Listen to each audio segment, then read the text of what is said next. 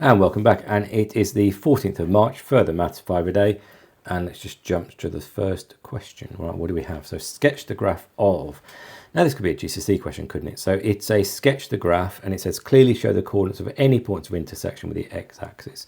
So in other words, well, the easy one is if x equals 0, then y is equal to 2, because 0 plus 0 plus 2 equals 2. So I've got the first one. And then the other one is I want to know what happens when y equals 0. So in other words, 2x squared plus 5x plus 2 is equal to 0. Now, if you've been with me for a while, you will know this one's come up a few times. So this is going to be 2x plus 1 and x plus 2. And that is because 2 times 2 is 4 and 1 times 1 is 5 and 4 plus 1 is 5. So therefore, that's my answer.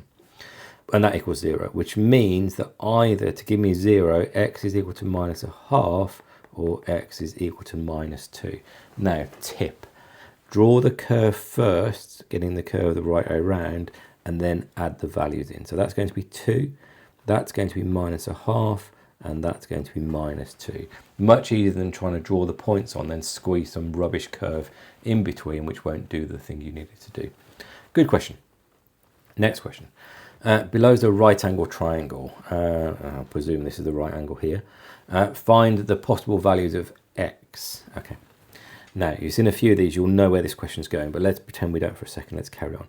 Because it is a right angle triangle, it must be true that Pythagoras applies. So it must be true that 5 plus 1 squared is equal to 2x plus 3 squared plus 2x plus 4 squared.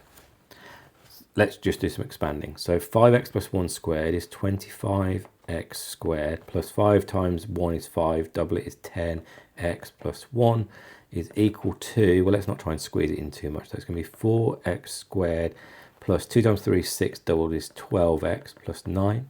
And then I'm adding on another 4x squared. So I'm now doing this, the third bracket.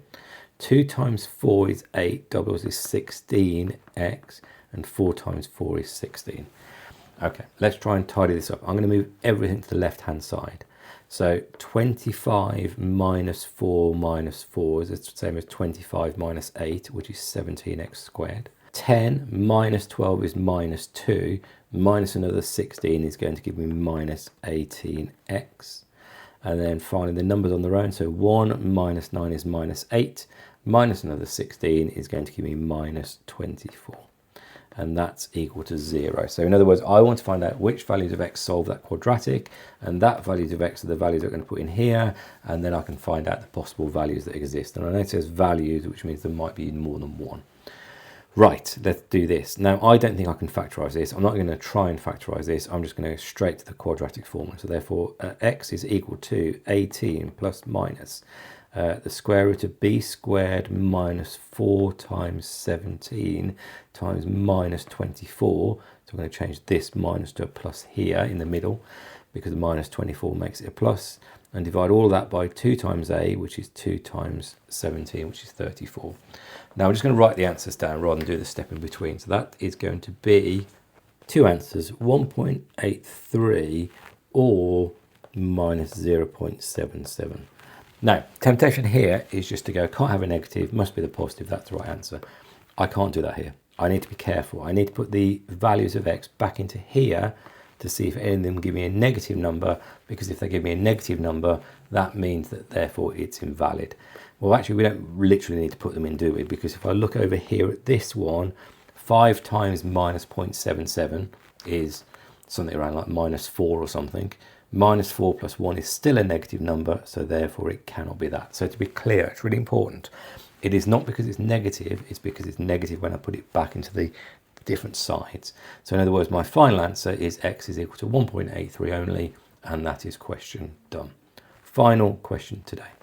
A function f of x is defined as, and it gives me a piecewise function, and then it wants me to draw the graph. Now, I'm going to work out some points first, because I'm hoping it all links up nicely, and then I can just draw them together. So I'm going to start here with minus 4 and minus 1. So 8 divided by minus 4 is minus 2, and 8 divided by minus 1 is minus 8.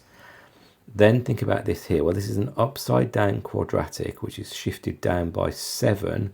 So in other words, it's going to look like this. It's also symmetrical around the point 0, which means it's symmetrical around the middle. So you're going to see a hump basically in the middle.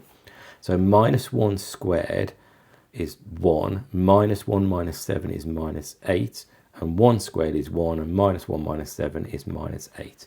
So thankfully I've got the same thing so far. Then I'm going to do the final one.